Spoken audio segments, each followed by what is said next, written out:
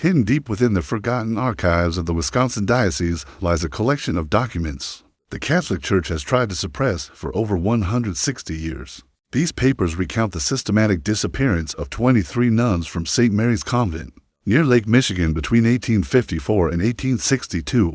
Church authorities have long dismissed the records as clerical errors or misunderstood reports, but the testimonies of 3 separate diocesan inspectors along with a cache of private correspondence recently discovered sealed within a wall during renovations tell a story so chilling. Even seasoned historians have questioned whether such darkness could exist within sacred walls. What follows is the first in-depth account of what many regard as the most disturbing case of religious corruption in American history, a story the Catholic Church has spent a fortune trying to erase. Before we delve further into the mystery of St. Mary's Convent, I must ask, if you're already finding this tale unsettling, please subscribe to our channel for more historically grounded accounts of America's darkest religious secrets. Our community of truth seekers spans all 50 states. Where are you listening from tonight? Leave a comment below. Now, let us return to the quiet countryside of Wisconsin in 1854, where this story begins. A thick morning fog rolled in from Lake Michigan as Bishop William Quarter's carriage passed through the gates of what would soon become St. Mary's Convent.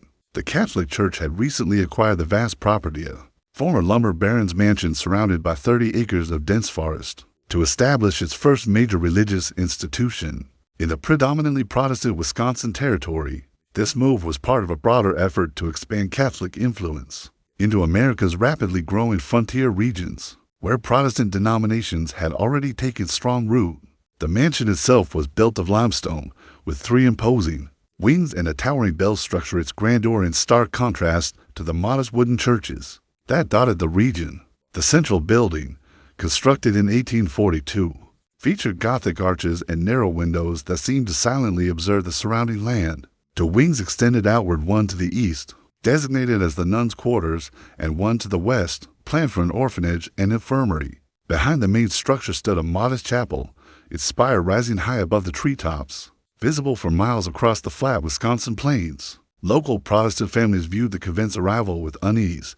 The nuns, in their black habits and speaking with Irish accents, stood out as outsiders in a community mostly made up of German and Scandinavian settlers. Most of the region's residents were Lutheran or Methodist and had grown accustomed to the more democratic, open nature of their religious traditions. To them, the structured hierarchy and mysterious rituals of Catholicism felt foreign, possibly even dangerous. On the day the convent was consecrated, a small crowd gathered near the gates. "Papists," muttered Elijah Hoffman, a respected elder at the local Lutheran church, as he watched the dark-robed figures enter the chapel. "They'll bring their foreign ways here, corrupt our children with idolatry." His companion, Wilhelm Schmidt, nodded solemnly. "My grandfather fled Germany to escape the Catholics' persecution," he said. "Now they follow us even here." Though not shared by all, this kind of suspicion would set the stage for the tragedy that followed. St. Mary's will be a beacon of God's mercy in this wilderness, Bishop Quarter proclaimed during the consecration ceremony, addressing a modest crowd of clergy and local dignitaries. His voice echoed through the chapel, where morning sunlight streamed through simple stained glass windows, casting pools of color across the wooden pews. Under the guidance of Mother Superior Catherine Murphy, this convent will offer shelter to orphans, comfort to widows, and healing to the sick. The bishop, speaking in his Boston accent, introduced the 3 women who would lead the convent: Mother Superior Catherine, Sister Elizabeth Foster, and Sister Margaret Clark, all experienced nuns from established convents in the East. Mother Superior Catherine stood tall in her crisp black habit, her sharp features and piercing gaze instantly commanding respect. At 42, she carried herself with the assured authority of someone long accustomed to leadership.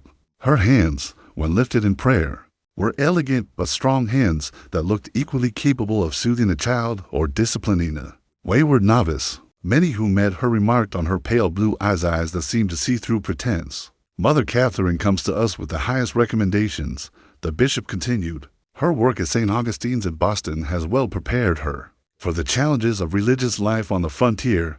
Sister Elizabeth, 38, wore a constant gentle smile and spoke with a soft voice.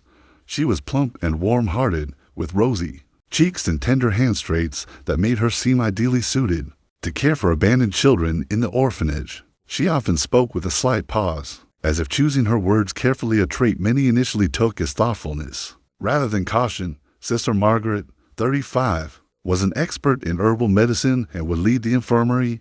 She was tall and slender, with a serious expression and nimble hands, carrying herself with the quiet precision of someone who measured doses down to the drop. Her dark eyes missed nothing, and her deep knowledge of healing, both natural and spiritual, would prove essential in the days to come. Her knowledge of both traditional and modern medicine had already earned praise from physicians in Boston and New York.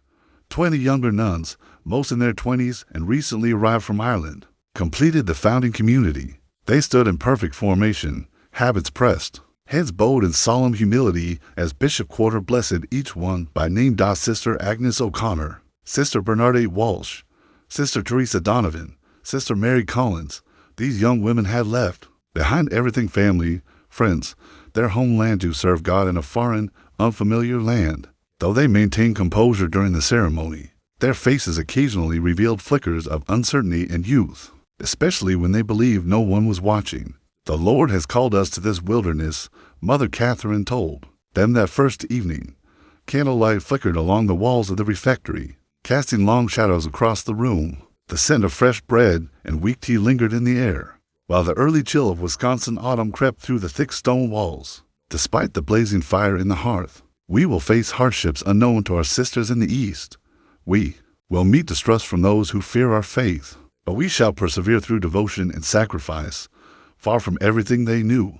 The young nuns clung to her words like a lifeline. Later that night, Sister Agnes whispered to Sister Bernadette as they lay in their narrow cots, separated by barely an arm's length in the dormitory-style quarters. "Do you think the locals will ever accept us?" Her voice trembled, cracking the brave front she had worn all day. Sister Bernadette reached over and squeezed her hand in the dark. "They feared our Lord at first too," she replied. "We must show them, through our actions, that we come only to do good." Their quiet conversation ended suddenly at the sound of footsteps in the corridor. Mother Catherine making her rounds to ensure all was in order on their first night.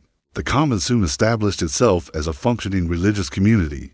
The rhythm of daily prayers began with matins at 3 a.m., the chapel bell cutting through the pre-dawn stillness, calling drowsy sisters from warm beds to cold stone floors. The solemn tones of Latin chants echoed through the chapel 7 times each day, from early morning prayers to compline at 9 p.m., becoming as much a part of the Wisconsin landscape as the wind rustling through pine trees or the distant lowing of cattle. Between prayers, the sisters ran a modest orphanage, cared for the sick in a small infirmary, and cultivated large vegetable gardens. Their days followed a strict rhythm: prayer, work, simple meals, brief recreation, and more. Prayer. Life at St. Mary's was structured to keep minds focused on God and service, not on comfort or individual desires. By the winter of 1854, the orphanage had taken in 12 children, most of them the sons and daughters of Irish laborers killed in railway or lumber accidents. Sister Elizabeth managed their care with seemingly endless tenderness, teaching the basics of reading and arithmetic alongside Catholic doctrine on Sundays. Local families occasionally visited after Mass, sometimes bringing small sweets for the children or inquiring about adoptions. The infirmary, under Sister Margaret's care, began humbly but quickly earned a reputation among nearby families. Her remedies: poultices to reduce inflammation, herbal teas to break fevers, compresses to ease chest ailments, proved especially effective during the bitter Wisconsin winter, when travel to a doctor could be perilous, as snow choked the roads. Even the most skeptical neighbors began to take notice of the convent's quiet self-reliance. "They keep to themselves, but they do good work," Elijah Hoffman finally admitted to his congregation after Sister Margaret cured his grandson's lingering cough. "Their ways aren't our ways, but maybe there's room for different paths to heaven in this big country." Sister Agnes O'Connor, just 23, was among the youngest nuns at St. Mary's. Her letters home to Ireland, now preserved in the Dublin Diocese Archive, offer a rare, intimate glimpse into the convent's early days. Her careful handwriting fills each page with observations about her new life, though careful readers will detect a gradual change in tone as the months wore on. "The work is harder than I ever imagined," she wrote in December 1854, tear stains smudging the ink. "My hands are raw from scrubbing linens in freezing water, and the chapel stones bite into our knees during morning prayers." But Mother Catherine assures us our sacrifices please God. She added, Sister Elizabeth has been especially kind helping me adjust to this strange country. She brings extra blankets on the coldest nights and has shown great patience in teaching me to care for the children. In another letter, she wrote, Sister Margaret's remedies saved us during the fever last month. The children burned with such heat we feared we would lose them all. But her tincture of willow bark and honey brought the fever down. I truly believe we're doing God's work, though I confess, I still cry myself to sleep some nights, missing the green hills of home. But what these letters do not reveal what Sister Agnes herself may not have fully realized were the quiet shifts already happening within St. Mary's. Mother Catherine's leadership, at first simply strict, had begun to edge towards something far more rigid. Minor infractions of convent rules, previously addressed with general correction, were now met with increasingly severe penances. Sister Josephine Brady's hands trembled as she tried to mend a tear in her habit one cold evening. In January 1855, she had broken silence during afternoon prayers with an involuntary cough. Her punishment, kneeling on dried peas while reciting the entire rosary. Her knees bled and swelled beneath her habit. Sister Mary Collins helped her thread the needle. Their eyes meeting in silent sympathy, do not draw attention to her weakness. Mother Catherine's voice cut sharply through the quiet of the workroom, startling them both. She had entered soundlessly a skill that unsettled the younger nuns more with each passing day. Sister Josephine must understand that discipline is the cornerstone of devotion. Mother Catherine continued, her gaze cold and unwavering. Each of you would do well to remember that, by spring of 1855, St. Mary's had earned a reputation for exceptional charity. When a measles outbreak swept through nearby lumber camps, Sister Margaret's infirmary treated dozens of workers, Catholic and Protestant alike. Grateful families began sending small donations. Even ministers who once viewed the convent with suspicion publicly acknowledged the good work done behind its limestone walls. But within the convent, life had taken on a quieter, darker tone. Communal meals became increasingly silent. Nuns stared into their bowls of thin soup or plates of dry bread, avoiding even the smallest glance. Recreation hour, once marked by whispered conversation and occasional laughter, had grown tense and subdued. The young women who had crossed the ocean together now moved like shadows through the halls, careful, watchful, subdued. The first strange occurrence came in April 1855, when Sister Agnes failed to appear for morning prayers. Her absence was instantly noticed. 20 nuns should have stood in perfect formation. 19 remained. The sisters exchanged furtive glances. Moments later, Mother Catherine entered the chapel, her face unreadable in the dim candlelight. Sister Agnes has been called to assist at our mission in Minnesota, she said at breakfast. Her tone flat and final. Her departure was sudden, as such callings often are. We shall pray for her success in this new endeavor.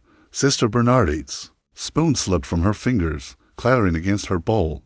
But, Mother, she said nothing to me, and her voice faltered as Mother Catherine's pale eyes fixed on her. Are you suggesting, Sister Bernadette, that a bride of Christ must seek permission from her peers before obeying his call?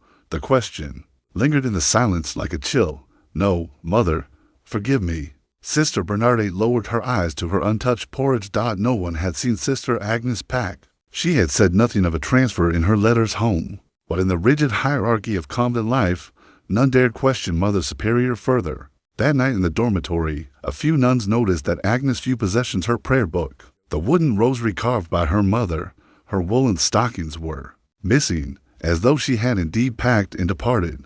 But Sister Mary Collins, whose cot was beside Agnes, whispered to Sister Teresa Donovan in the garden the next afternoon, her cloak still hangs on its peg. Would she have left for Minnesota in April without it? Sister Teresa looked uneasily toward the convent's shuttered windows. Perhaps she was given a new one for the journey. We shouldn't speculate, Sister. 3 months later, Sister Bernadette vanished. The bishop has requested Sister Bernadette's assistance with a delicate matter in Chicago. Mother Catherine announced at breakfast. She left before dawn to catch the early train. No farewell, no warning, just another empty cot and another quiet explanation later that day. Sister Elizabeth spoke during work period. She was chosen for her skill with the orphans. She said with solemn pride, the bishop wants her help establishing procedures at the new foundling home in Chicago. But Sister Mary Collins noticed that Sister Elizabeth's voice, though steady, Lacked warmth, and her usually kind eyes remained distant and unreadable. By winter of 1855, 3 more nuns had transferred to distant missions. Each disappearance followed the same pattern. A young sister, often noted for her beauty or gentle nature, would fail to appear one morning. A vague explanation from Mother Catherine would follow. Letters sent by their families to the supposed new assignments would return months later, with curiously formal replies that gave no real details about their new lives. Years later, experts would confirm the letters were all written by the same hand, not by the missing nuns themselves. Sister Teresa Donovan was among the few willing to voice concern. Tall and strong from her years working the farm before taking vows, she was known for her directness, a trait that had earned her Mother Catherine's disapproval. More than once, it seemed strange that Rome would request so many transfers without documentation. She whispered to Sister Mary Collins one summer day in 1856 they were harvesting early carrots, their fingers coated in dirt. That year, the convent garden had expanded. A new section was dedicated to medicinal herbs, lavender, valerian, yarrow, tended solely by Sister Margaret and fenced off from the rest. Only she and Mother Catherine were allowed inside. And have you noticed? Teresa went on, her Irish brogue thickening with emotion. It's always the youngest and prettiest who are called away. First Agnes with her golden hair, then Bernadette with that sweet singing voice, then Catherine with her perfect complexion, and Josephine with her. She stopped abruptly as a shadow fell across the garden. Sister Mary turned quickly, spotting Sister Margaret at a window, watching them with her usual blank expression. We shouldn't speak of such things, Mary whispered. Mother Catherine has her reasons. We must trust her. The following week, Sister Teresa was gone. Called to a contemplative retreat in Montreal, Mother Catherine announced that prayers. Sister Mary, now thoroughly afraid, kept her head down and her thoughts to herself. That evening, as she turned back the covers on her narrow cot, she found a small slip of paper tucked beneath her pillow. A torn page from Sister Teresa's prayer book. In the margin, hastily scrawled in her familiar hand, "Something is wrong. If I disappear, tell Father Ryan." The ink was fresh, the handwriting unmistakable, and the chill that ran through Sister Mary that night had nothing to do with the autumn air leaking through the stone walls. By 1857, the pattern had leadership still. The note chilled him. Father Thomas Ryan wasted no time. He brought the letter directly to Bishop Kenrick's office in Philadelphia, traveling overnight by borrowed horse. Though initially skeptical, the bishop agreed to dispatch a discreet inquiry more to reassure Father Thomas and protect the church's reputation than out of true suspicion. Meanwhile, back at St. Mary's, Sister Mary Collins tried to act as if nothing had changed. She continued her duties with quiet diligence, never lingering near the north wing, never again listening at doors. But the knowledge weighed on her like a leaden vest. Each whispered prayer, each act of service, became a silent act of resistance. 1 week passed, then 2. On the 3rd Sunday, a carriage arrived just after morning mass. Its polished black sides bore no insignia. From its step 2 men in clerical garb, Father Thomas Ryan and a Monsignor whose name no one recognized. Behind them came the lay officials, grim-faced and silent. The sisters were summoned to the chapel. Mother Catherine stood at the altar, her hands folded in front of her expression calm. "We welcome our visitors," she said smoothly. "We trust their business will be brief." But the Monsignor did not bow. Instead, he unrolled a parchment and read aloud, "By order of the Diocese of Philadelphia, and under the authority granted by the Holy See, an immediate inquiry into the affairs of St. Mary's Convent is to be conducted. All sisters will be interviewed individually. No one is to leave or enter the premises without diocesan permission." A low murmur rippled through the chapel. Sister Mary felt her legs weaken, but kept her expression blank. Mother Catherine's face remained composed, but those who watched closely would remember the way her knuckles whitened where her fingers gripped her rosary.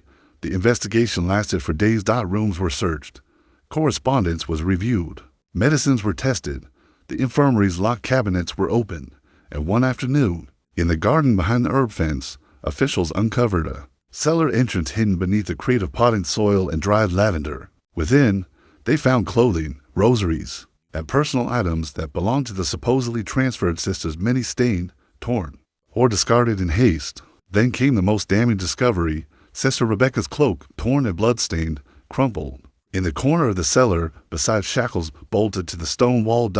it was enough. Mother Catherine, Sister Margaret, and Sister Elizabeth were taken into custody and transported to Philadelphia under guard. Their fates would later diverge. Sister Margaret, found mentally unfit for trial, spent the rest of her days in a sanitarium. Sister Elizabeth, after weeks of interrogation, confessed to her part in the crimes and died of illness before sentencing. And Mother Catherine, ever silent, was convicted of orchestrating a network in which young nuns were trafficked to wealthy benefactors under the guise of religious mission work. Her trial became a national scandal, but for the surviving nuns, the damage had already been done. St. Mary's Convent was shuttered by autumn 1858.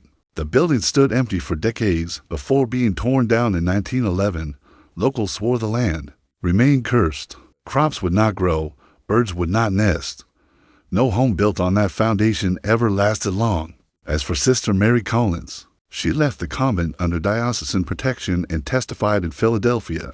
She later joined the Sisters of Mercy in New York under a new name and continued her life of service quietly, never speaking of St. Mary's again. But her private journals, found after her death in 1897, confirmed what many had only whispered. They took my sisters. For money, for power, and under God's name.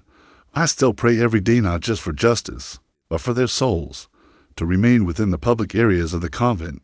We are short-staffed today, and some wings are undergoing repairs. Father Ryan nodded, but his eyes lingered on her face, noting the way her fingers twisted the edge of her scapular in nervous habit. He'd seen the parishioners trying to conceal a lie. Sister Elizabeth led him first to the orphanage. The children, under but clean, greeted him with shy curiosity. Sister Imelda, a quiet woman with a persistent cough, showed him their workroom and dormitory. Everything appeared in order, though there was a tension in the air, an absence of play or song that should have accompanied a visit from a priest. The children watched the door more than they watched him. Next came a brief tour of the chapel, where Father Ryan noticed a row of prayer candles unlit, a small but telling break from tradition. No scent of incense lingered. The altar cloth was slightly askew. Finally, he asked to see the infirmary. I'm afraid Sister Margaret is still tending to the child, Sister Elizabeth replied. Her voice clipped. She cannot be disturbed. I understand, Father Ryan said. I'll pray quietly in the hallway. For the child's soul. He crossed himself solemnly, then stepped deliberately toward the north wing. Sister Elizabeth followed quickly. Father, I must insist, but he had already opened the hallway door. The corridor beyond was colder, dimly lit. The scent was unmistakable. Bleach, iron, and something fouler beneath it. Footsteps echoed down the stone passage as Father Ryan moved toward the last door on the left. It was ajar. Inside, the infirmary was dark. No child lay in the narrow bed. Instead, medical instruments gleamed dully on a nearby tray. Chains hung from the iron frame. A stained blanket lay crumpled on the floor. He heard Sister Elizabeth gasp behind him. Then, another sound, softer, ragged, a cough. From the adjoining room, Father Ryan crossed quickly, pushed open the smaller door, and there, in the gloom, he saw her. Sister Rebecca Murphy, pale, bruised, and barely conscious, tied at the wrists to a small iron cot. Her habit was torn. Her eyes fluttered open, unfocused. Help, she whispered, the word barely audible. He turned just as Sister Margaret entered from a back stairwell, a syringe in hand, her face hard and pale. Her eyes widened when she saw Father Ryan. For a long moment, no one moved. Then, he spoke with the force of every homily he had ever preached. Step away from her, sister. Now, to his surprise, Margaret hesitated, then obeyed. The syringe clattered to the floor. By sunset, the sheriff of Ozaukee County had arrived, along with 2 constables and a physician from town. Sister Rebecca was removed from the infirmary under guard and taken to the local hospital. Her condition was dire, but not fatal. Mother Catherine, alerted by a novice who had seen the constables arrive, attempted to flee on horseback, but was apprehended just outside the convent gates. The ensuing investigation would unearth horrors that left even the most hardened officials speechless. False financial records, secret letters from high-paying clients using coded language, and in a locked trunk beneath Mother Catherine's bed, identification papers, lockets, and keepsakes belonging to the missing nuns. The trial lasted 6 months. The public, stunned by the revelations, followed every detail in the press. Despite attempts to suppress the scandal, word spread far beyond Wisconsin. The church, desperate to contain the damage, distanced itself from the convent, reassigning clergy and quietly dismantling the remaining institutions under Mother Catherine's former influence. In 1859, Mother Catherine was sentenced to life imprisonment for human trafficking, conspiracy, and multiple counts of aggravated assault. Sister Margaret and Sister Elizabeth received reduced sentences in exchange for full confessions. Of the missing nuns, only Sister Rebecca was ever found alive. Sister Mary Collins testified, then disappeared from public life, believed to have returned to Ireland under another name, but her small silver cross remained, preserved in the diocesan archives alongside her note and Father Ryan's testimony. Father Ryan, now widely respected, remained a priest but requested a remote parish far north. He never returned to St. Mary's. The convent itself stood empty for years before lightning struck the bell tower in 1872, burning the structure to its stone bones. Locals claimed to hear weeping in the ruins, but others said it was only the wind blowing through the hollow place where prayers had once been whispered and where justice, however late, had finally come. Certainly felt it in 1858, and some say they still do today. Archbishop Hughes, known for his fierce defense of Catholic institutions, but also for his no-nonsense approach to reform, responded within days. His reply was succinct and firm: investigators en route. Secure any witnesses. God watches over his house.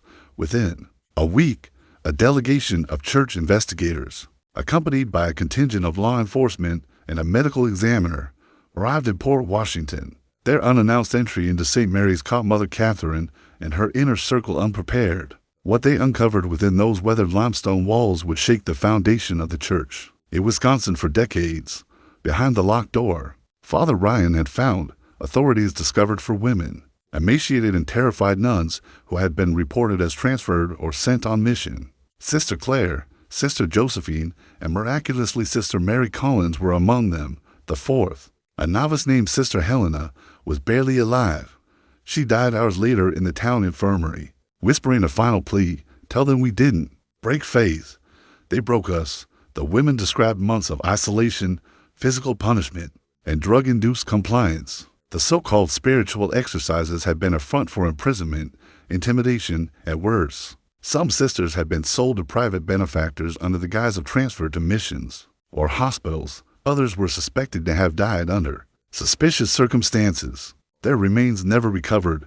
Mother Catherine was arrested on charges of kidnapping, unlawful confinement, assault, and trafficking in persons. During her interrogation, she maintained a chilling calm, stating, "I served a higher calling than any earthly court can comprehend." Sister Margaret, when confronted with evidence and the surviving victims, broke down and confessed in full. The man known as Callahan, actually an escaped convict from Illinois, was taken into custody and later linked to other missing persons reports throughout the Midwest. The fallout was seismic. St. Mary's Convent was permanently closed. The building, later converted into a hospice, though it too was shuttered after a series of unexplained incidents and deaths. Bishop Henny was recalled to Rome for questioning. Though never formally charged, he was stripped of authority and quietly reassigned to a minor administrative post. Father Ryan, hailed as a hero by some and a troublemaker by others, declined public praise. He remained at his parish in St. Joseph's for another 10 years, continuing his service in quiet dignity before retiring to a Jesuit monastery. The recovered nuns, including Sister Mary, testified in both civil and ecclesiastical trials. Most eventually left religious life. Their stories, while horrifying, became a turning point, prompting stricter oversight of cloistered institutions and a push for accountability that rippled throughout the Catholic Church in America. As for St. Mary's, locals say that on cold spring nights, when the wind is just right, you can still hear voices in the wind near the old foundation faith prayers, or maybe pleas for help that came to late. Christ, he says it adds value. A stunned silence fell over the corridor. Even Monsignor Kelly, hardened by decades of service, was momentarily speechless. This trafficking of consecrated women under the guise of spiritual discipline was not merely a scandal. It was a blasphemy, a desecration of everything the church claimed to stand for. Sister Rebecca opened her eyes again. They said the others, the ones who fought there in the orchard, buried under the rose bushes, we used to tend them every morning. Now no one goes near. At that, Father Ryan rose to his full height, fire flashing in his eyes. "We must stop this," he said, his voice stronger than it had been at any point in his young priesthood. Now, the next hours unfolded in a blur. Law enforcement, already en route under orders from Archbishop Hughes, arrived that afternoon. Under police and ecclesiastical authority, the convent grounds were searched thoroughly. They found 3 shallow graves near the edge of the orchard. One contained the skeletal remains of 2 women, their habits still faintly recognizable beneath the soil. A third held a single body, later confirmed to be Sister Claire, her skull fractured. In the hidden cellar beneath the laundry room, authorities discovered crates of forged documents, transfer orders, correspondence, and even false letters to families' letters that claimed the nuns had volunteered for remote missions or joined overseas orders. Dr. Matthews, the man referenced by Sister Rebecca, was identified as a disgraced physician who had been stripped of his license in Illinois for unethical experiments on the mentally ill. He was arrested days later attempting to flee to Canada and later confessed to participating in a trafficking ring that extended into at least 3 other states. Mother Catherine was taken into custody without incident, the witnesses claimed. She laughed as they led her away, saying only, "God asked for sacrifice. I obeyed." Sister Margaret and Sister Elizabeth cooperated with investigators, their testimonies instrumental in unraveling the full extent of the conspiracy. Both were eventually reassigned to remote locations under strict ecclesiastical supervision, and their public service barred for life. Monsignor Kelly's 40-page report later circulated confidentially among bishops nationwide, outlined systemic failures and called for sweeping reforms in the oversight of cloistered institutions. He ended his report with words that echoed across the American Catholic hierarchy for decades. "Let this be a warning. Where darkness thrives in silence, it is not faith, but fear that grows. The Church must look inward before she can lead outward." As for St. Mary's Convent, it was officially dissolved by the Vatican in 1859. The building, steeped in tragedy, was abandoned and later burned in a mysterious fire that locals still whisper about today. The surviving nuns were given medical care and, where possible, returned to their families. Sister Rebecca gave birth to a daughter she named Grace. She never re-entered religious life, but she founded a shelter for women and children in Chicago, which still bears her name. Father Ryan continued his ministry quietly, never accepting any promotions. He was buried in the parish cemetery in 1891, beneath a simple stone that reads, "He heard their cries." And if you're feeling haunted by this tale, you're not the only one. Reports of strange occurrences near the ruins of St. Mary's persist to this day. Flickering candlelight in empty windows, the sound of bells with no tower, voices murmuring prayers in the wind.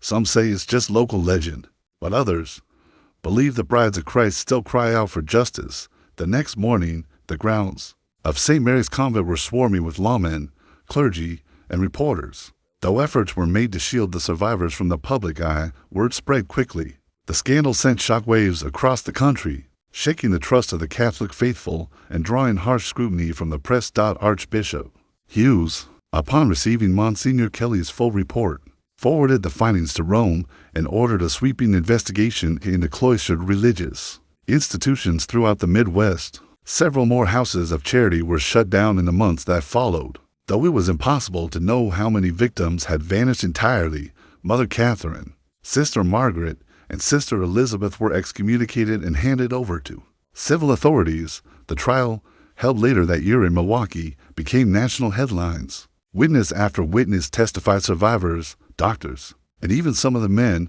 who had paid for the services offered through the trafficking ring. When shown the ledger during cross-examination, Mother Catherine only smiled. "They begged for salvation. We simply gave them purpose." She and Sister Margaret were convicted of murder, kidnapping, and human trafficking, and both were sentenced to life in prison. Sister Elizabeth, though complicit, cooperated with the investigation and received a reduced sentence, 20 years at hard labor. Callahan, the brute who had enforced obedience with his fists and rope, was tried separately and hanged in 1860 for his role in the murders. The legacy of St. Mary's would live on in haunted whispers. Though the original structure was razed in 1862, local farmers avoided the land, claiming crops would not grow where the vegetable garden had once been. Some said they could still hear weeping at dusk, and more than one visitor reported seeing a nun in blood-stained habit walking silently among the trees. In the aftermath, The church made sweeping changes to the supervision of religious communities, including mandatory lay inspections and financial audits. Monsignor Kelly's report was eventually cited in Vatican proceedings, influencing global policy on cloister governance and abuse prevention. As for the survivors, Sister Rebecca, though never fully recovered, found peace running a shelter in Chicago. Sister Josephine died from childbirth complications, but not before entrusting her child to Sister Rebecca's care. Sister Claire took a vow of silence and spent the remainder of her life in a Carmelite monastery, praying daily for the souls of the dead. And Father Ryan, long haunted by the cries he had once nearly ignored, remained at St. Joseph's Parish until his death in 1891. On his deathbed, he was heard whispering, "I heard them. At last, I heard them. I was just following orders." Sister Elizabeth whimpered as she was led to her cell. Mother Catherine said it was God's will that the money was needed for the greater glory of the church. Mother Catherine remained silent, her pale eyes blank and unreadable as the heavy cell door closed behind her. Only Sister Margaret showed any expression of faint, eerie smile tugging at her thin lips as she was escorted away. "You have no idea what you've uncovered," she said quietly to Monsignor Kelly. "We serve a higher purpose than you could ever imagine." But the church's effort to handle the matter quickly unraveled. That night, Mr. Callahan, the convent's enforcer, who had been absent during the inspection, returned. Discovering the building under guard, he fled to Chicago, likely to alert his associates. By the next morning, when local sheriffs arrived with official arrest warrants, both Mother Catherine and Sister Margaret had mysteriously vanished from their locked quarters. Only Sister Elizabeth remained found kneeling in the chapel, unresponsive, her expression frozen in catatonic shock. The priest assigned to guard Mother Catherine's room insisted the window was still locked from the inside, and the door showed no signs of tampering. "It's as if she disappeared into thin air," he reported. More likely, the convent's long, shadowy history held the answer. Built originally as a lumber baron's mansion, the structure may have contained secret passages and escape routes, leftovers from a lawless past. When discreet exits served illicit meetings and emergencies. As the civil investigation unfolded, the full scale of the horror became clear. Hidden inside Mother Catherine's personal safe, officials found financial records documenting more than $100 in transactions over 8 years, equivalent to about $3 million today. Coded ledgers exposed the trafficking of 23 nuns and 17 orphan girls to brothels across the Midwest. Correspondence between the convent and brothel owners in Chicago, St. Louis, and even New Orleans detailed the specialized services offered and the exorbitant prices paid. One letter read, "A genuine sister of charity, untouched before our establishment, minimum $300. Special requests habit, religious implements additional $50 per session. Pregnant sisters, $500 for exclusive patrons." Most damning was a small leather-bound notebook found sewn into Sister Elizabeth's mattress. It contained dates, names, and the grim fates of each disappeared nun. Some entries were cold and clinical. Sister Agnes, delivered to Chicago, Operation September 1855, valued at $400. Others were chillingly sadistic. Sister Teresa fought magnificently. Callahan enjoyed subduing her. Buried east corner of Beanfield, November 1856. The notebook also revealed the involvement of a disgraced Chicago physician, Dr. William Matthews, whose career had ended after allegations of misconduct with female patients. According to the entries, Dr. Matthews had examined the nuns, certifying their health and, disturbingly, their virginity, an attribute that greatly increased their market value. Sister Rebecca suitable for premium placement. One note read, "Dr. M recommends maximum usage before transfer to ensure behavioral compliance." In Chicago establishment, using the notebook's cryptic references, authorities searched the common grounds. In the vegetable garden, beneath rows of bean plants and herbs, they uncovered the shallow graves of 4 nuns. Though forensic science was primitive by today's standards, investigators confirmed that all had died by strangulation. Their remains had been discarded without ceremony or markers. One body, identified as Sister Mary Collins by a small St. Bridget medallion, appeared freshly buried. The disturbed soil suggested she may have been killed just before or even during Father Ryan's fateful visit. Possibly, she was the one who delivered the anonymous note that led to the convent's exposure. Of the 3 leaders, only Sister Elizabeth, whose real name was Margaret Wilson, faced justice. Deemed mentally unfit to stand trial, She was committed to the Wisconsin State Asylum, where she died in 1863 without ever speaking again. Her medical records, preserved in the state archives, described her as catatonic except at night, when she would scream about the master coming to punish her for betrayal. Mother Catherine, real identity unknown, and Sister Margaret Clark, later identified as Catherine Donovan, no relation to the murdered Sister Teresa, completely vanished. Unconfirmed sightings placed them in New Orleans, then Havana, reportedly running similar operations targeting immigrant girls. But despite a nationwide alert and detailed descriptions circulated among law enforcement, the women were never found. Mother Catherine was described as approximately 45 years old, 5'8" tall, with blue eyes, gray and brown hair, a slight Boston accent, and an unusually commanding presence. Sister Margaret was said to be around 40, 5 feet 10, extremely thin, with black hair streaked with gray, dark eyes, and a precise manner of speech particularly adept in medical terminology. Despite a significant reward offered by both civil authorities and the church, the pair seemed to disappear into the American frontier. Rumors of their sightings surfaced from time to women matching their descriptions, boarding a steamboat in New Orleans, or running a ladies' finishing school in Havana, but each time authorities arrived, they were already gone. Dr. Callahan, identified as James Callahan of Chicago, was captured 6 months later during a brothel raid. He was sentenced to hang after killing a police officer during his arrest. Before his execution, he confirmed many of the details about the St. Mary's operation. Though he claimed to know nothing of the women's whereabouts they planned. For this, Callahan told the prison chaplain the night before his execution. Mother Catherine always said they had escape routes ready, new identities prepared. They'd done it before. She claimed changed their skins like snakes whenever they needed to. When questioned about the mysterious master mentioned in Sister Elizabeth's writings, Callahan grew visibly agitated.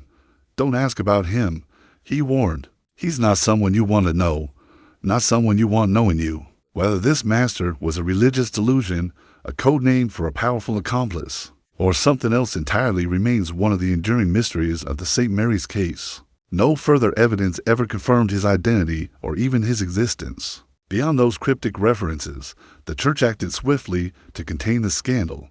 Bishop Henny was quietly sent to a European monastery where, according to official church documents, he spent his remaining years in prayerful reflection on his administrative failures. Yet his personal letters suggest deeper torment. "The blood of those poor women cries out to heaven," he wrote to a fellow bishop in 1860.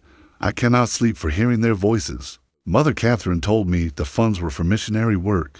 I never questioned her. God forgive me, I never questioned. The convent buildings were torn down, the land was sold, and the proceeds were used to fund a legitimate orphanage in Milwaukee. No public mention was ever made of the bodies found on the grounds, or the crimes committed within the convent's walls. The site was deconsecrated in a private ceremony attended only by Monsignor Kelly and Archbishop Hughes. With no public announcement, the surviving nuns were sent to convents across the country, each forced to sign strict confidentiality agreements. Breaking them meant immediate excommunication. Most lived out the rest of their lives in silence, traumatized, unacknowledged, and forgotten. Sister Josephine Brady gave birth to a daughter 2 months after her rescue. Despite her pleas, church officials placed the child with a Catholic family in Pennsylvania, instructing them never to reveal the truth about her origins. This final loss shattered Sister Josephine, and records show she died by suicide in 1861. The letter she left behind read only, "I cannot forget, I cannot forgive, not them, not the church, not myself. May God have mercy on us all." Sister Rebecca Murphy became an unlikely voice for reform. Refusing to remain silent, she left religious life and, under the name Rachel Martin, anonymously published a memoir titled The Dark Convent in 1865. Though Catholic leaders condemned the book as Protestant slander and swiftly suppressed it, surviving copies confirm that her story matched official investigation records. With chilling accuracy. In the book's conclusion, she wrote, "What happened at St. Mary's wasn't just the doing of 3 wicked women in holy robes. It was a lie protected by a system that prizes silence over truth, institution over people, reputation over justice. Until the church confronts this core failing, there will be other St. Mary's, other victims, other crimes hidden behind sacred walls." Suppression of the Dark Convent was rapid and nearly total. The church purchased and destroyed every copy it could find. Catholic newspapers denounced it as anti-Catholic fiction, slanderous propaganda. Even Protestant publishers, initially eager to exploit the scandal, backed away under legal pressure, halting reprints after the first edition. Rachel Martin vanished from the public record after 1866. Some evidence suggests she moved to California and founded a shelter for women in crisis and early sanctuary for abuse survivors. If true, she dedicated her remaining years to preventing the kind of suffering she had endured. But history has largely forgotten both her work and her testimony. Father Thomas Ryan, whose perseverance exposed the horrors of St. Mary's, was initially praised, but as church officials grew anxious about reputational harm, he was quietly reassigned to a remote parish in northern Minnesota. His personal journal, discovered after his death in 1886, reveals the emotional weight he carried. For the rest of his life, "I cannot forget the faces of those poor women," he wrote, "betrayed by the very people who claim to represent Christ's church. I hear their cries in my dreams. I see Sister Rebecca's hollow eyes. I wonder about the ones we couldn't save whose torment continues in those houses of sin. Has God forgiven us for failing them? Has He forgiven the church for silencing the truth?" The final entry, written in January 1886, just days before his death, reads, 28 years since St. Mary's, and the church still keeps silent. My letters to Rome go unanswered. The new bishops act as if it never happened. But it did happen. They were real women with real souls, and they suffered real horrors. If the church will not speak for them, then I pray someone someday will. Find this account and remember them. Remember Sister Agnes, Sister Bernadette, Sister Teresa, and all the others whose names deserve to be spoken, whose suffering deserves acknowledgement, whose lives mattered. Just when we thought we'd seen it all, the horror at St. Mary's deepens. If this story is sending chills down your spine, share this video with someone who loves dark mysteries. Hit that like button to support our content, and subscribe so you never miss stories like this. Now, let's uncover the final disturbing chapter of this forgotten American tragedy. The aftermath of the St. Mary's scandal extended far beyond Wisconsin. Its exposure sparked widespread scrutiny of Catholic institutions across the Midwest. Diocesan inspectors began surprise visits to convents, orphanages, and religious schools. Several smaller operations were uncovered, none as vast or horrific as St. Mary's, but enough to suggest that Catherine Murphy and her associates had created a template that others followed. In Chicago, police raids on 3 houses of charity in late 1858 freed 9 former nuns and 13 young women who had been forced into prostitution under various forms of coercion. The women's testimonies described systems almost identical to what had existed at St. Mary's religious authority used as cover for sexual exploitation. Wealthy clients paid a premium for access to women seen as pure, sacred, and untouchable. One survivor, listed in police records only as ML, directly linked her captivity to St. Mary's. "I was transferred from Wisconsin in 1856. Mother Catherine delivered me to Madame Rousseau's house in Chicago. She told me that if I tried to escape, both the church and the law would punish me as a fallen woman for nearly 2 years. I believed her." The brothel owners arrested during the raids implicated several powerful Chicago businessmen and politicians as clients and investors. Seized ledgers listed names including judges, bank presidents, and even the state legislators. Yet the cases never went to trial. Witnesses recanted or vanished. Evidence was mysteriously lost. Judges issued highly irregular procedural rulings. One article from the Chicago Tribune, dated November 1858, noted, "It appears justice in our fair city extends only to those without powerful friends. The men whose names fill the brothel ledgers walk free while the women they victimized remain scandalized, abandoned, and unheard." In St. Louis, investigations were even more aggressively suppressed. Monsignor Kelly, who had led the original inquiry at St. Mary's, traveled there in 1859 to follow leads suggesting that up to 7 missing nuns had been trafficked to brothels in the city. Within days of arriving, he was brutally beaten by unknown assailants and warned to leave. Though he survived, Archbishop Hughes recalled him immediately. That line of investigation was never pursued again. Private correspondence between Monsignor Kelly and Archbishop Hughes unsealed in the New York Archdiocesan archives in 1950 reveals the scope of his alarm. "I believe what we have uncovered is merely the visible portion of a much larger evil. The tentacles of this operation extend into the highest levels of society. and perhaps even the church itself. I fear powerful forces have determined this matter shall go no further. But the greatest burden fell on the survivors, the 12. Nuns rescued from St. Mary's faced struggles the church was unequipped or unwilling to address. Even those not physically abused suffered deep psychological scars from years of fear, coercion, and complicity under threat of violence. Sister Claire O'Donnell, who had been forced to help restrain Sister Teresa during her murder, developed what today would be recognized as severe PTSD after being transferred to a convent in Philadelphia. She was repeatedly disciplined for screaming at night and for inappropriate speech about her past. Church records suggest she left religious life and was later institutionalized, after which she vanished from the historical record.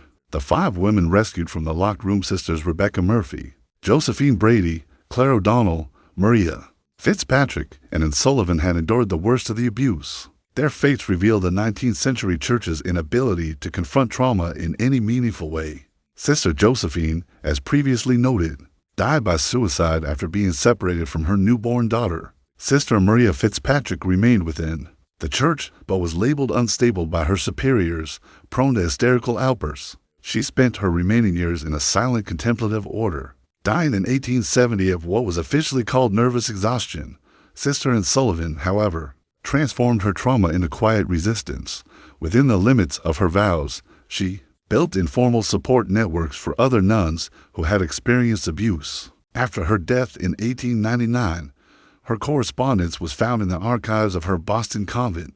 "We must distinguish," she wrote in 1875, "between the divine institution and its flawed human stewards. What happened to us was not God's will, but human evil cloaked in sacred garments. Our task now is to ensure that those garments cannot be so easily stolen again." The most haunting questions surrounding St. Mary's involved the total number of victims. The church's official investigation acknowledged 23 nuns and 17 orphan girls who were trafficked or murdered, but Sister Elizabeth's notebook contained disturbing references to rural acquisitions, young women abducted from isolated farms and settlements. These disappearances were never reported, as the frontier's transient nature often meant no one noticed when someone went missing.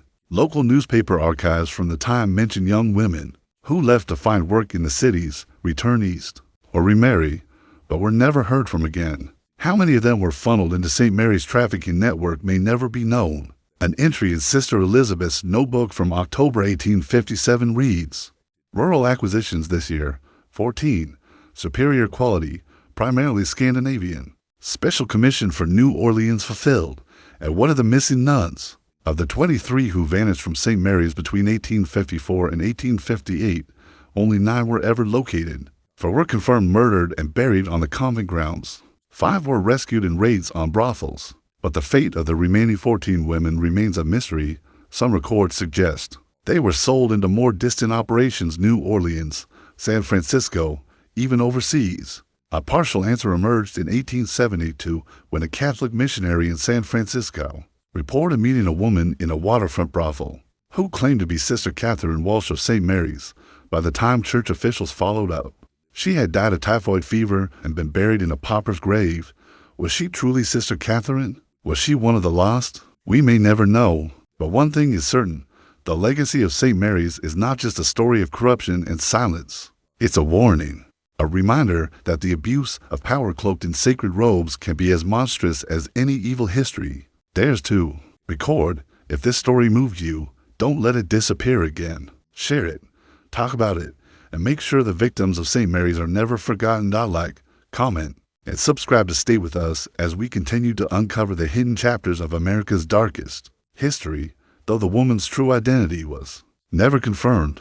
The missionary's vivid account matched the known details of the St. Mary's case exactly. Yet, the greatest mystery still surrounds Mother Catherine Murphy and Sister Margaret Clark. The Mostermi is behind the entire operation. How did they manage to infiltrate legitimate religious orders? Historical records suggest that Catherine Donovan's sister Margaret's real name briefly entered a convent in Ireland, but was expelled for vague moral failings.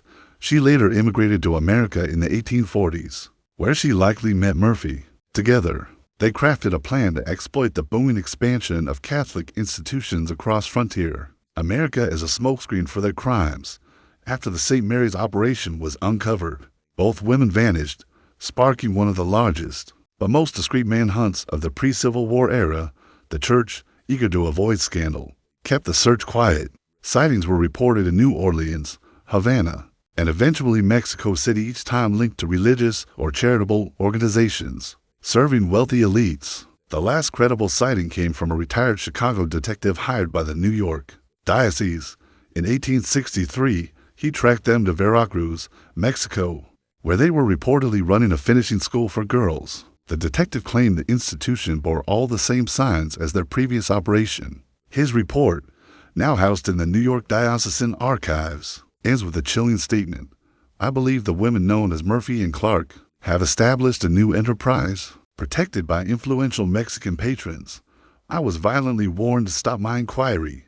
The local officials, who agreed to help me, were found dead the morning we were to inspect the school. I must conclude these women are shielded by power at the highest levels. But the shadow of St. Mary stretched far beyond the immediate tragedy. The scandal intensified anti-Catholic sentiment in mid-19th century America. Protestant media often sensationalized the case as proof of deep moral rot within Catholicism. In response, Catholic communities became more defensive and inward-looking, which only deepened the culture of secrecy that had allowed the abuse to flourish. Worse still, the St. Mary's affair set a precedent for how such scandals would be handled. The initial investigation brought limited accountability, targeting only the most visible offenders. Those in higher positions who had enabled the abuse through negligence or complicity were shielded. Victims were quietly relocated to suppress the story, and the institution itself returned to business as usual, with little effort toward real reform. Archbishop Hughes privately admitted to Vatican officials, though his letters remained sealed until 1975, that the church had failed in its duty. We have removed the immediate cause of scandal and provided care for the victims, he wrote. Yet I must express grave concern that our oversight mechanisms contain fundamental flaws that allowed such horror to persist unnoticed. I urge a full review of how we appoint and monitor those in authority. Despite his foresight, Hughes's recommendations were quietly shelved. The church's habit of managing such matters internally and silently would continue for decades to come. Today, no visible trace of St. Mary's Convent remains. The buildings were demolished, the land sold off and redeveloped. A suburban neighborhood now sits atop that ground, its residents unaware of what once happened there. In the early 20th century, church archives were heavily censored. The most incriminating records were sealed or destroyed. Even the graves of the murdered nuns went unmarked. Their remains lie beneath homes and roads without ceremony, without consecration. Still, the story survives in scattered papers, faded journals, yellowed newspaper clippings, and whispered family lore passed down through generations of Wisconsin Catholics. When pieced together, these fragments reveal not only the horror of St. Mary's, but the systemic failures that allowed it, the dangers of unchecked authority, the vulnerability of isolated communities, and humanity's terrible capacity for both cruelty and courage. Father Thomas Ryan, whose relentless efforts exposed the truth, left behind a final journal entry, a timeless plea. Remember them, remember that they lived, that they suffered, and that their suffering mattered. In telling their story, however incomplete, we fulfill that request. We begin to understand the peril of unexamined power, the fragility of the innocent, and the eternal need for vigilance to protect what is sacred from those who would defile it. The Wisconsin Historical Society still holds a modest collection of materials on St. Mary's, available only to certified researchers. Among them is a water-damaged letter believed to have been written in 1880 by Sister Unsolved, addressed to the now-adult daughter of Sister Josephine Brady, the child born in captivity and adopted out. It was never mailed. Sister Ann was never able to find the young woman, but the final line of her letter serves as a fitting epitaph for this dark chapter. In American religious history, should you ever learn of your origins, know this: your mother was not shamed, but brave. The evil done at St. Mary's was not born of God or true faith, but of human cruelty cloaked in sacred robes. The real convent wasn't the stone building that held such horrors, but the sisterhood of women who endured them, who whispered prayers and held hands in the dark, who remembered each other's names when everything else was taken, who believed in salvation even when God seemed far away. That is the legacy I wish to leave you, not the story of our suffering, but of our survival. This haunting mystery reminds us that the gravest evils often hide behind the holiest facades, and that silence within institutions can extend suffering. Long after the crimes have ended, what do you think of this story? Do you believe the full truth was revealed, or are secrets still buried in Wisconsin soil? Let us know in the comments if you enjoyed this tale and want more horror stories like it. Make sure to subscribe, hit the notification bell, and share. It was someone who loves mysteries. We'll see you in the next video. The case of St. Mary's Convent ultimately marked a turning point in American religious history, even though it was purposefully erased from public memory. The investigation that followed the initial revelations uncovered vast corruption, stretching well beyond Wisconsin, implicating clergy, businessmen, and political figures across the Midwest. While the church publicly framed the events as the isolated actions of three imposters who infiltrated their ranks, internal records leaked years later by conscience-stricken diocesan officials told another story. Between 1855 and 1858, Bishop Henny received at least 7 written complaints detailing disappearances and financial inconsistencies at St. Mary's. Each one was followed by a sizable donation from Mother Catherine to the bishop's cathedral construction fund. The complaints were quietly filed away, no action taken. One especially damning letter from 1856, later leaked, recounted how a young priest had reported a blood-stained nun's habit discovered in the woods near the convent.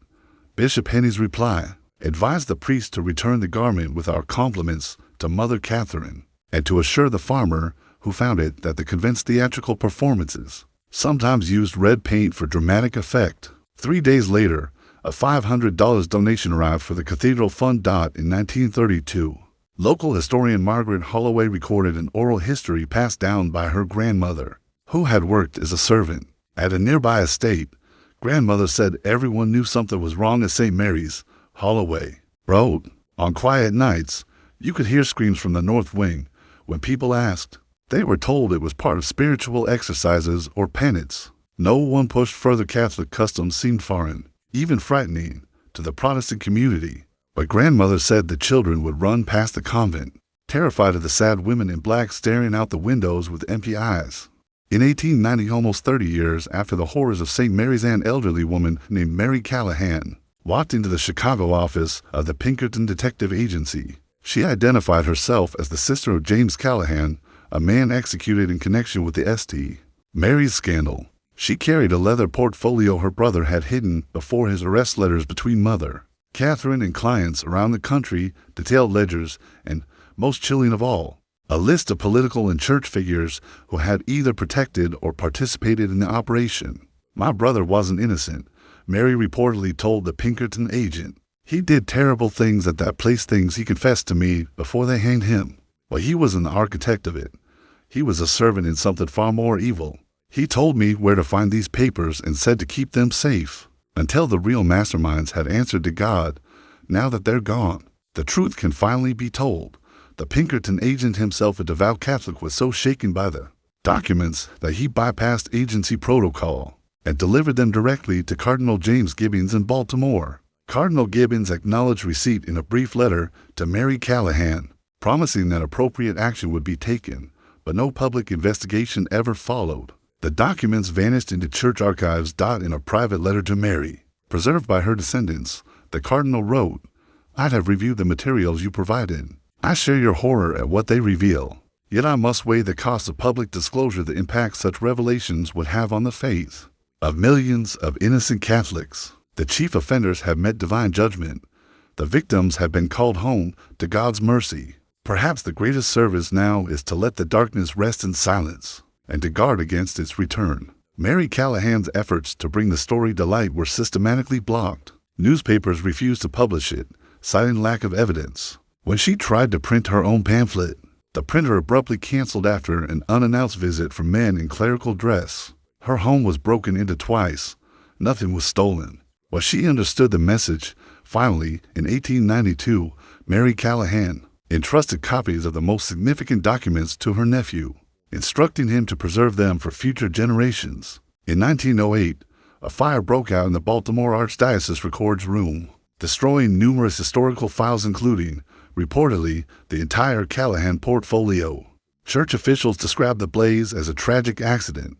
However, former employees later alleged that the fire had been suspiciously confined to very specific document sections. Only the St. Mary's records and other sensitive materials were destroyed, claimed Thomas Moran, a former diocesan archivist, in a deathbed statement recorded by his son in 1947.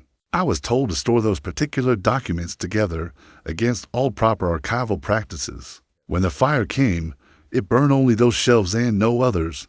Draw your own conclusions. The final confirmed chapter in the St. Mary's saga emerged in 1912, when renovation workers in an abandoned mansion in Veracruz, Mexico, uncovered a hidden room. Inside were the mummified remains of two elderly women. Scattered around them were forged identification documents bearing multiple names, religious artifacts, and large amounts of American and Mexican currency. Most chilling was a small gold locket containing a miniature painted image of St.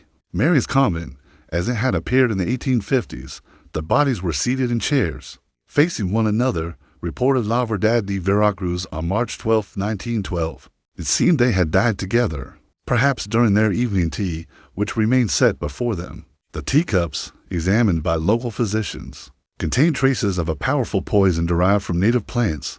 Whether this was a suicide pact or murder remains unknown.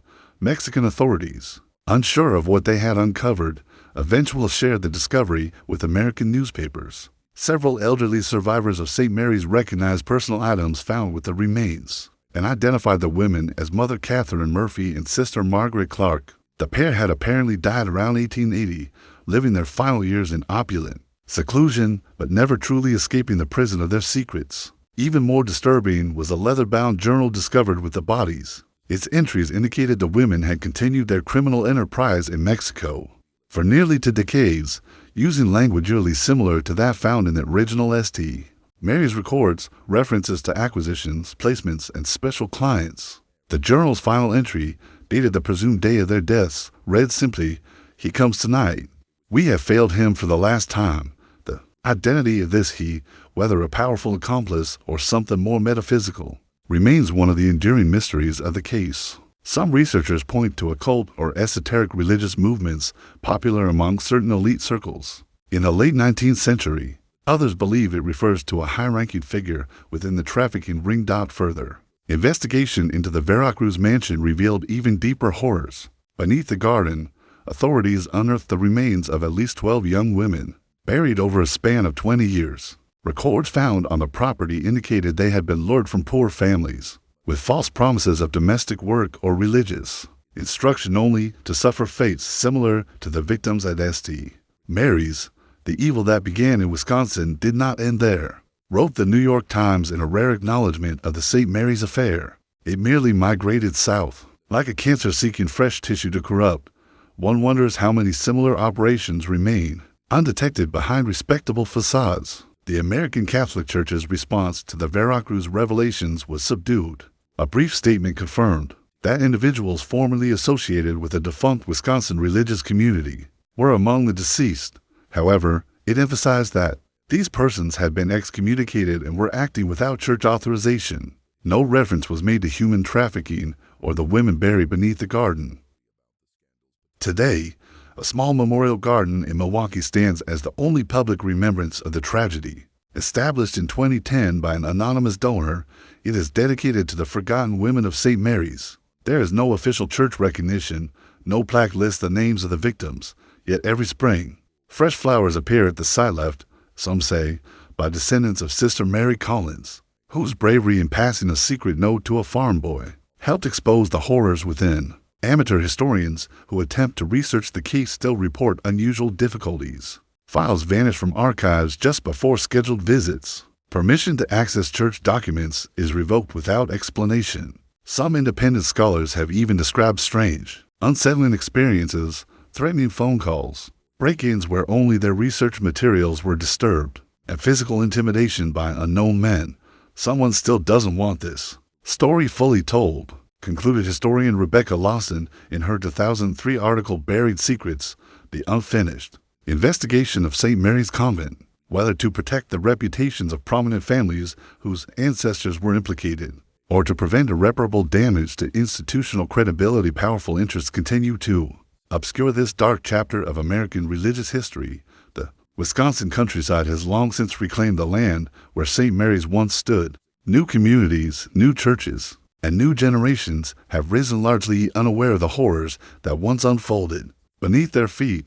But on certain autumn nights, when fog rolls in from Lake Michigan and wind stirs the trees, local residents sometimes report hearing faint sounds. Some describe them as women's voices chanting evening prayers. Others say they hear muffled cries for help. Whether these are simply tricks of the wind or echoes of something more, each listener must decide for themselves. In 2018, construction crews breaking ground for a new housing development near the former Convent site uncovered a small metal box buried beneath the soil. Inside were a rosary, a folded habit veil, and a handwritten list of names, 23 in total, beneath the simple inscription, "Remember us." County officials turned the items over to the diocesan archives, where, according to multiple sources, they remain uncatalogued and inaccessible to researchers. The family of Jimmy Fletcher, the farm boy who delivered Sister Mary's desperate note to Father Ryan, maintained their own quiet tribute to the victims of St. Mary's for 5 generations. A small shelf in their farmhouse kitchen has held a silver cross,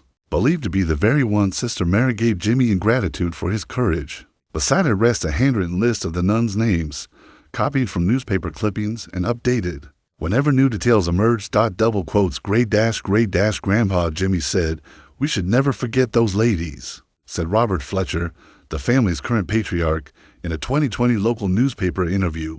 He said, "Sometimes the truth gets buried, but that doesn't make it any less true. Those women lived. They suffered. They mattered. What remains undeniable is this: between 1854 and 1862, within what should have been a sanctuary, human evil reached unfathomable depths. And as such evil was not only possible, but enabled by the very systems meant to prevent it, stands as a chilling reminder of both our capacity for cruelty and for denial. Perhaps the true horror of St. Mary's lies not only in what happened behind those limestone walls, but in how quickly the world forgot once those walls came down. So remember them, Sister Agnes, Sister Bernadette, Sister Teresa, and all the others. Remember that they lived, that they suffered, and that their suffering mattered."